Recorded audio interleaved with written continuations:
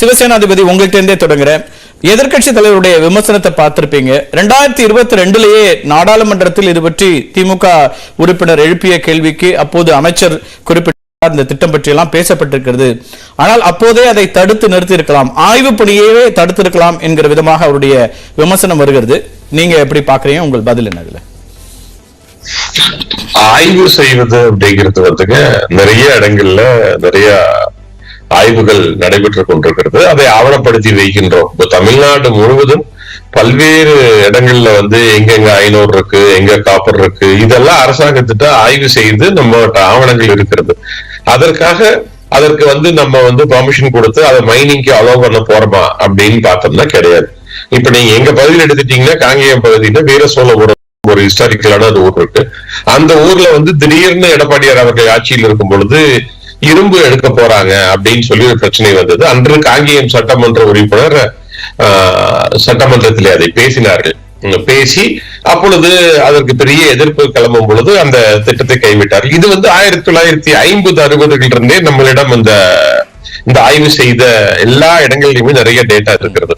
ஆனா அதனை தனியார் மையப்படுத்தி சில கார்பரேட் கம்பெனிகளுக்கு லாபம் உண்டாக்குவதுதான் இந்த பாரதிய ஜனதா கட்சி திரு நரேந்திர மோடி அவர்களுடைய ஆட்சியுடைய நோக்கமோ தவிர இவர்கள் கொண்டு வரக்கூடிய சோகால்டு டெவலப்மெண்ட்ங்கிறது என்றுமே தமிழ்நாட்டுக்கோ இந்திய நாட்டுக்கோ சாமானிய மக்களுக்கோ எந்தவித பிரயோஜனமும் இருக்க போவதில்லை என்பதே நம்மளுடைய நிலைப்பாடு. நாடாளுமன்ற உறுப்பினர்களை அதிகமாக வைத்திருக்கிற ஒரு கட்சி, 38 நாடாளுமன்ற உறுப்பினர்கள் இருக்கிறாங்க. அவர்கள் நாடாளுமன்றத்தில் இது ஒரு மிகப்பெரிய பிரச்சனையாக பேச வேண்டும். வெறும் கடிதம் எழுதுவதனால என்ன ஏற்படும் அப்படிங்கிற ஒரு விமர்சனத்தையும் எதிர்கட்சி தலைவர் முன்வைக்கிறார். இன்னைக்கு நாடாளுமன்ற உறுப்பினர்கள் நிச்சயமாக நாடாளுமன்றத்தில் இதை குறித்து பேசுவார்கள். தொடர்ந்து நாடாளுமன்ற உறுப்பினர்கள் எதிர்கட்சியாக எவ்வளவு சிறப்பாக செயல்பட்டுக் கொண்டிருக்கிறார்கள் என்பதை நாம் பார்த்தோம். 2016 2021 வரை சுற்றுச்சூழலுக்கு என்னவெல்லாம் வந்தது, சேலம் சென்னை ஹைவேயாக இருக்கட்டும், சுற்றுச்சூழல் பிரச்சனைக்கு தூத்துக்குடியிலே போராடிய சாமானிய மக்களை எப்படி சுட்டுக் கொன்றார்கள் என்று நாம் பார்த்தோம். இப்படி தொடர்ந்து பார்த்து கொண்டிருக்கின்றோம்.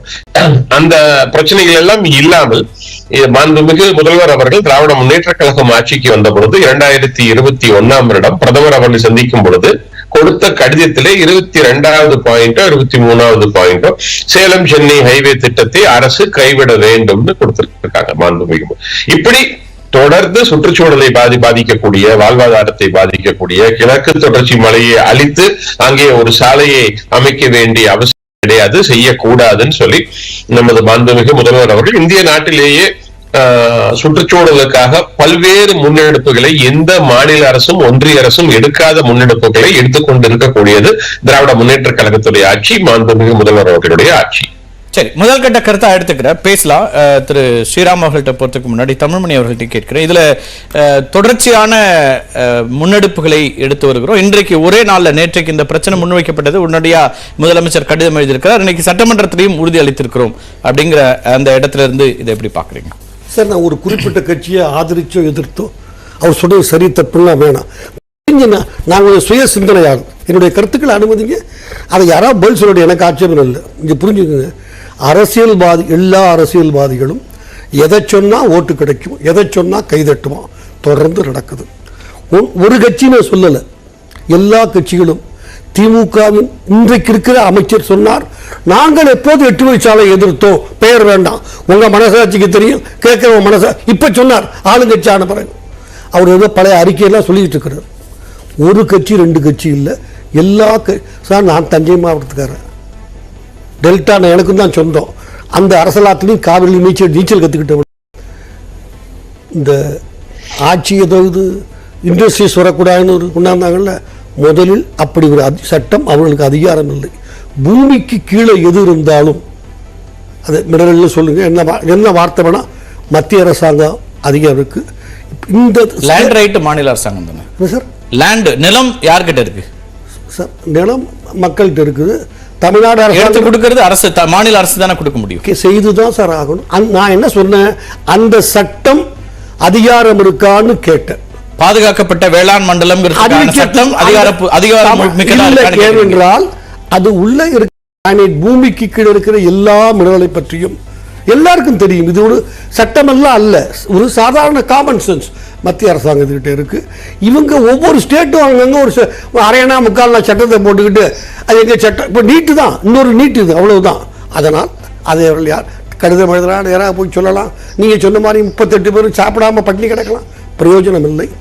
எப்படியெல்லாம் ஸ்டண்ட் அடிச்சிருக்காங்கன்னு தயவு செஞ்சு ரொம்ப சுருக்கமாக சொல்லு, மக்களுக்கு புரியணும்.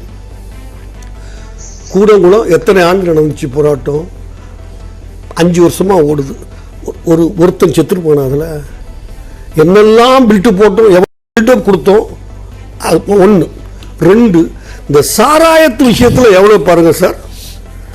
எம்ஜிஆர் பாட்டு பாடி காமிச்சார், தைரியமாக சொல் நீ மனிதன் தானா இல்லை ஒரு மிருகம். அவர் ஆட்சியில் கொண்டு வரப்பட்டது. சரி, கலைஞர் முதல்ல ரீஇன்ட்ரோடியூஸ் பண்ணதே அவரு தான். 2 வருஷத்துல க்ளோஸ் பண்ணார். 2016 தேர்தலில் தேர்தல் அறிக்கையில் எந்த சூழ்நிலையிலும் நாங்கள் மூடுவோம். கனிமொழி கிட்ட கேட்டாங்க, உங்களுக்கு தெரியும், எல்லாருக்கும் தெரியும், என்ன உங்க ஆட்கள் நடத்துறாங்களே தொடர்புடையவர்கள் இது எங்கள் ஆட்சி மதுவில கொண்டு வருமானால் ஆலையை மூடி விடுவார்கள். விவாதம் நடத்துறாங்களா இல்ல தஞ்சை மண்டலத்தில் இருக்கக்கூடிய இன்னைக்கு சட்டசபையில் நடந்ததை பற்றி பேசுற மாதிரி எனக்கு தெரியல. சுற்றுச்சூழலை பற்றி பேசுகிறோமா? சுற்றுச்சூழல் பிரச்சனை அதிகாரம் இல்ல தமிழ்நாட்டின் மதுவிலக்கு கொள்கையை பற்றி பேசுகிறோமான்னு சொல்லுங்க. நீங்க தான் பல்ட்டி அடிச்சீங்கன்னு சொல்றேன். இப்ப 8 வழிச்சாலைக்கு நீங்க தான் பல்ட்டி அடிச்சீங்க.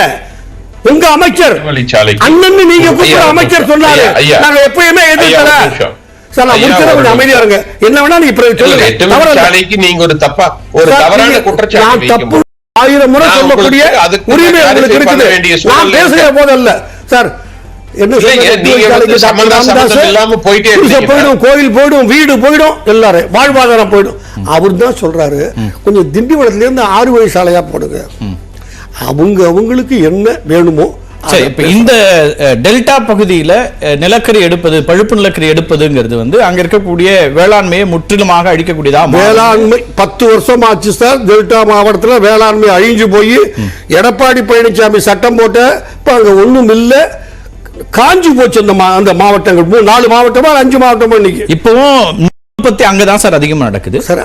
உண்மை சார். என்ன காரணம்? காவிரி ஓடிய காலத்தால் நம்ம சொல்ற தமிழ் தான் தொன்மையான மொழி, அது மாதிரி ஒரு அந்த பழம்பெருமையை நாம் இன்னும் இருக்குது, நான் மறுக்கவே இல்லை. ஆனால் விவசாயத்தை நம்பி இருக்கக்கூடிய விவசாயிகள், சிறு குறு விவசாயிகள், வேளாண் தொழிலாளர்கள் கூட மைக்ரேட் ஆயிருக்காங்க.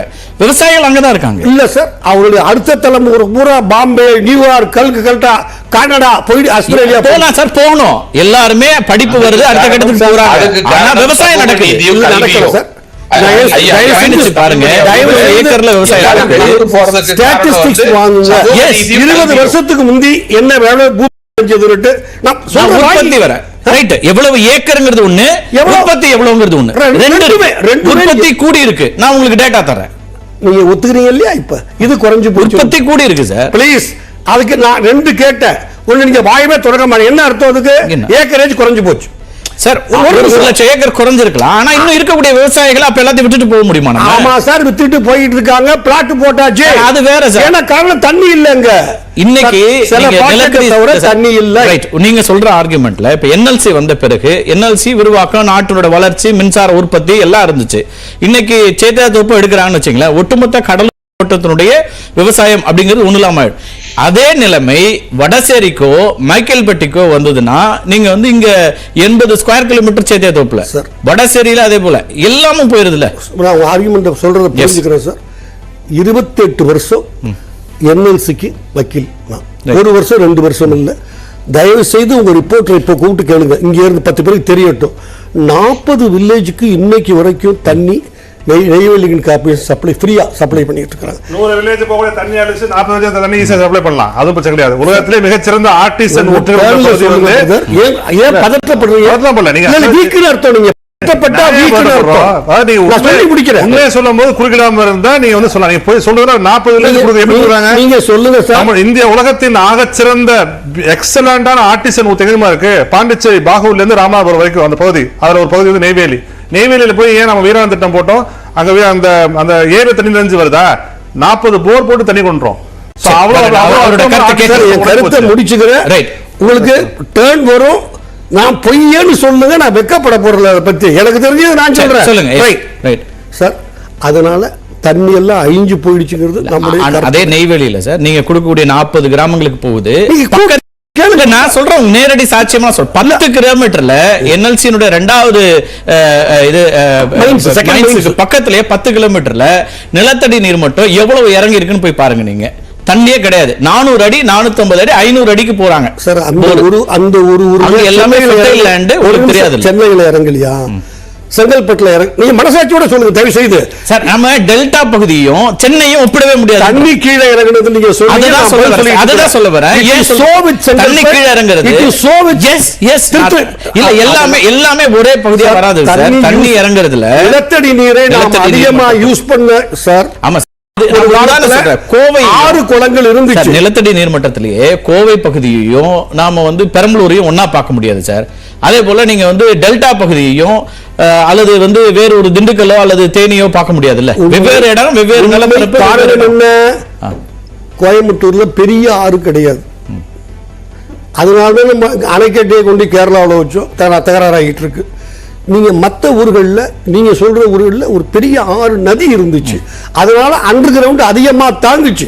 தயவு செஞ்சு அடிப்படையை அதுதான் சொல்றேன். அதனால நம்ம இல்ல, அது அல்ல, எல்லாத்தையும் ஒரே விதமா பார்க்க முடியாதுன்னு சொல்றேன். பார்க்க முடியாதுங்கிறது உண்மை. இது எடுத்தால் அழிஞ்சு போயிடுங்கிறது மாபெரும் தவறு. நான் 6 சொன்னேன் சார். சாராயத்துல 6 வழிச்சாலை. இங்க இருக்கக்கூடிய 3 திட்டங்களுக்கும் கூட அனுமதி கொடுக்கலாங்கிறீங்க நீங்க டெல்டா பகுதியிலே. நிச்சயமா சார், வேற வழி இல்ல. அதுதான் அவன் சாப்பாட்டுக்கு வழி. 100க்கு 60 விவசாயத்தை நிறுத்திட்டா அடுத்த தலைமுறை, 3வது தலைமுறை வெளிநாடு போயிடுச்சு. என் குடும்பத்தையும் சேர்த்து தான் நான் சொல்றேன். அதனால திருப்பி பழம்பெருமையே சொல்லி